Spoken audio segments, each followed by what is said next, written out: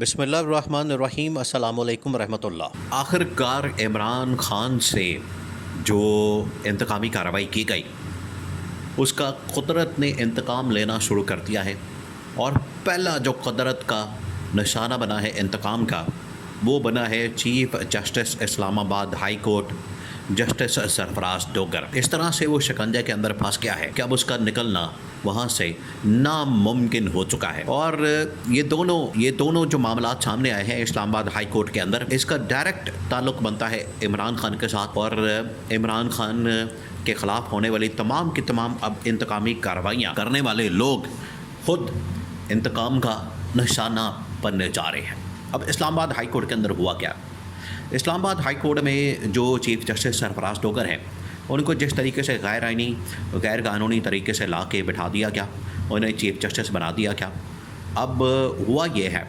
کہ وہاں سے بھی عمران خان کے خلاف فیصلے آ رہے تھے اسلام آباد ہائی کورٹ سے، اور سپریم کورٹ سے بھی فیصلے آتے ہیں۔ یا آفریدی بھی ابھی قدرت کا نشانہ بنے گا، قدرت کے انتقام کا۔ یہ اتنی آسانی سے جان نہیں چھوٹنے والی، یا آفریدی کی یا کسی اور شخص کی۔ چیف جسٹس سرفراز ڈوگر ایک کیس کی سماعت کر رہے تھے، ڈاکٹر مارن بلوچ اور ان کی جو وکیل ہے ایمان مزاری، وہ سرفراز ڈوگر کے سامنے پیش تھیں۔ وہاں پر اصل میں ایک مکالمہ ہوتا ہے، جملے بازی ہوتی ہے، اور اس کی صد میں چیف جسٹس سرفراز ڈوگر پھنس جاتا ہے۔ اور چیف جسٹس سرفراز ڈوگر وہ جج ہے جو کہ 26ویں آئینی ترمیم کے نتیجے میں سامنے آیا،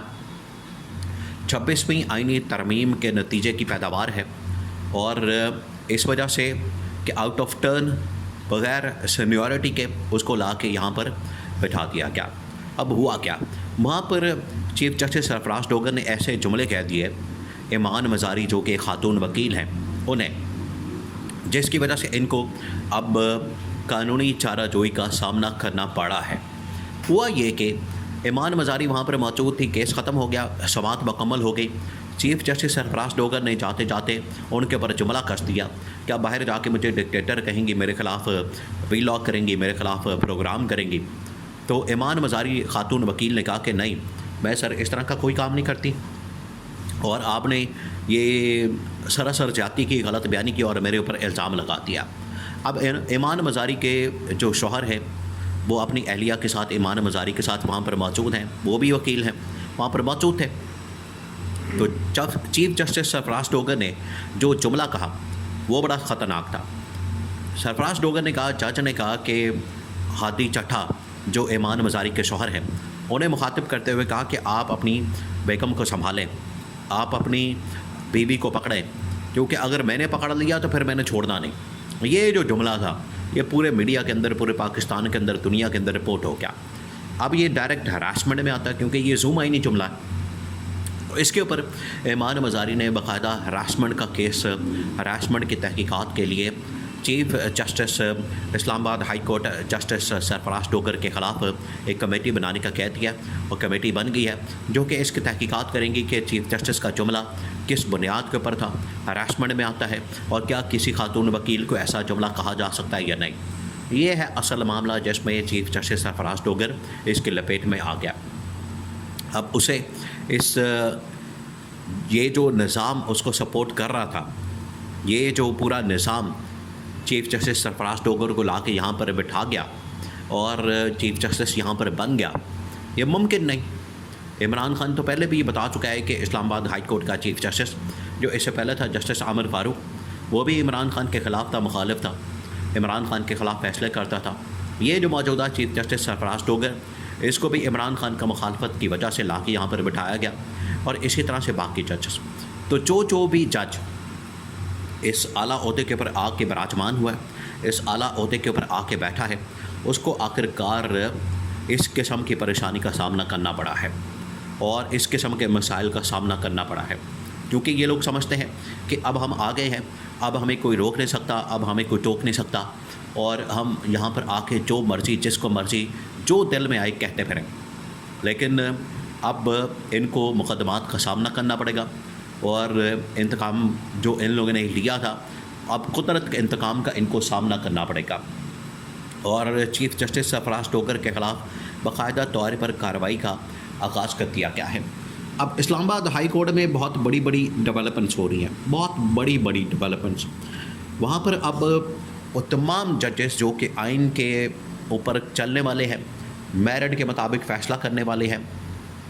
انصاف کرنے والے ہیں، قانون کے مطابق اپنے حلف کے مطابق چلنے والے ہیں، وہ تمام کے تمام اب ججز اس مشکل میں پھنس گئے ہیں اور انہیں اس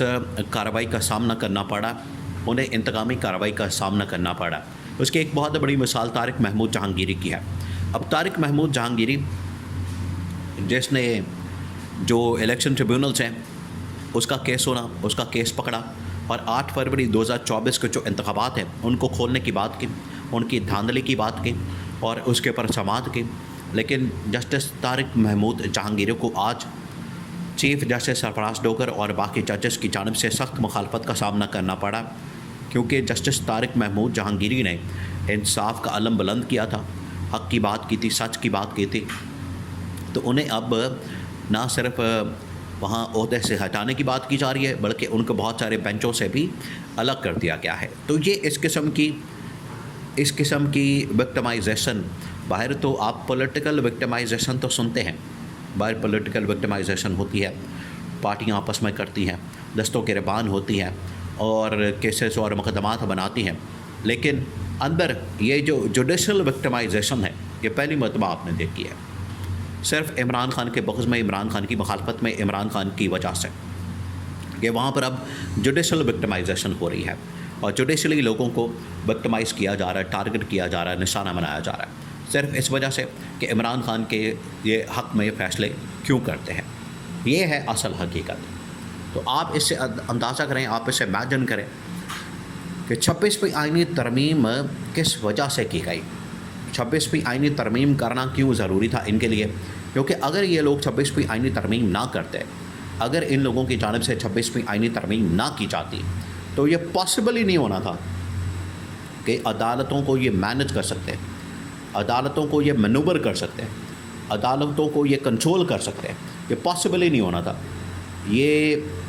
اصل میں جو عمران خان کے بغض اور مخالفت میں انہوں نے پوری عدلیہ کو کھڑا کرنا تھا، نظام کو کھڑا کرنا تھا، تاکہ عمران خان کے حق میں ہونے والے فیصلے، عمران خان کو ملنے والے انصاف کو روکا جا سکے، عمران خان کے حق میں آنے والے فیصلوں کو روکا جا سکے، کیونکہ جتنے بھی مقدمات ہیں عمران خان کے خلاف ان کی ٹوٹل اوقات یہ ہے، ٹوٹل حیثیت یہ ہے کہ 2 منٹ کے لیے بھی اگر عدالت کے اندر پیش کیے جائیں، 2 منٹوں کے اندر ہی سارے کے سارے مقدمات، تمام کے تمام مقدمات 2 منٹوں میں فارغ ہو جاتے ہیں۔